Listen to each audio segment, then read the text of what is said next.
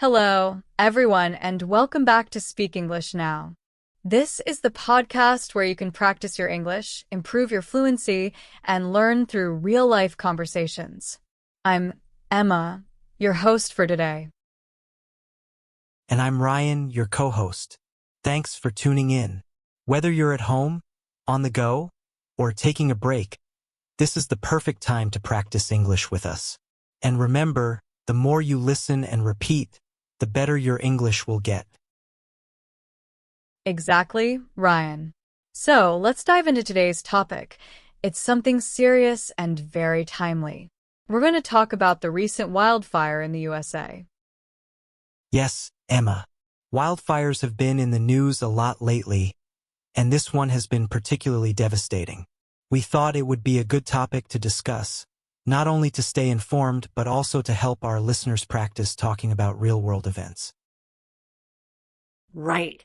So, Ryan, let's start with this. How did you first hear about the wildfire? I saw it on social media, actually. There was a video of people evacuating their homes, and it really hit me. The fire was spreading so fast, and the sky was completely orange from the smoke. How about you? For me, it was the news. They showed aerial footage of the fire. It was massive. Entire areas were engulfed in flames. It's so scary to think about how quickly these fires can grow. Yeah, absolutely. And what's even scarier is that many people only had minutes to evacuate. Some had to leave their homes with just the clothes on their backs. I know. I can't imagine the stress of having to grab your most important belongings and leave everything else behind. What would you take if you were in that situation? Good question. I'd probably grab my phone, wallet, some water, and maybe a backpack with essentials. What about you? I think I'd take the same. But I'd also try to grab any important documents, like passports or certificates, if I had the time. You know, Emma, this wildfire has made me think about why these disasters seem to be happening more often. What do you think is causing it? I think it's a combination of things, Ryan. Climate change is definitely a big factor.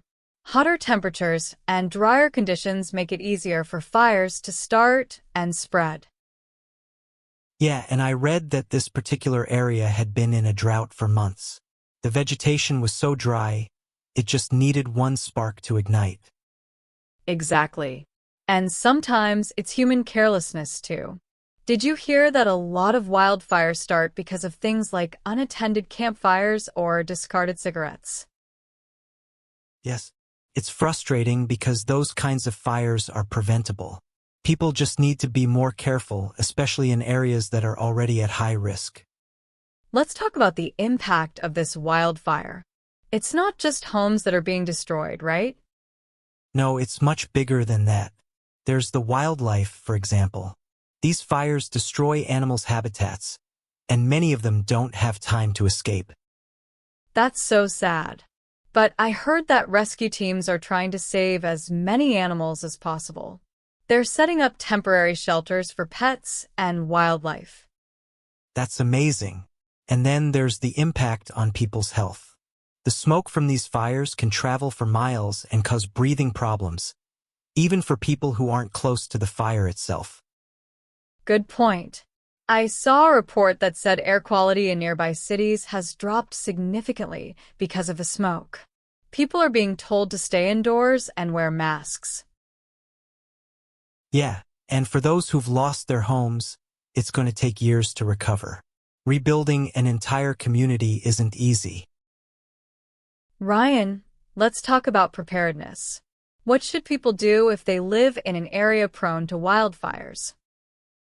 Well, the first thing is to have an emergency kit ready. That means water, non-perishable food, a flashlight, batteries, a first aid kit, and important documents. And don't forget about communication. Portable chargers for phones can be a lifesaver if the power goes out. Right. Also, it's a good idea to have an evacuation plan.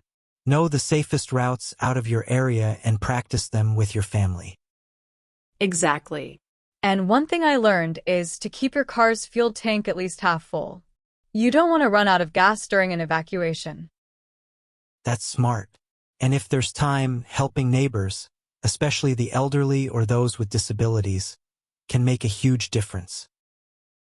One thing that always stands out to me during disasters like this is how communities come together. Have you seen any inspiring stories from this wildfire, Ryan? Oh, absolutely. I saw a story about a group of volunteers who brought food and supplies to people staying in evacuation centers. They even brought toys for the kids. That's so thoughtful. I also read about firefighters getting surprise meals and thank you notes from local residents. It's great to see people supporting the heroes on the front lines. Totally. And donations are another way people are helping. Even a small contribution can go a long way in supporting victims and rebuilding efforts. For sure. It's a reminder that even in the worst situations, there's still kindness and hope. Emma, this has been such an important conversation.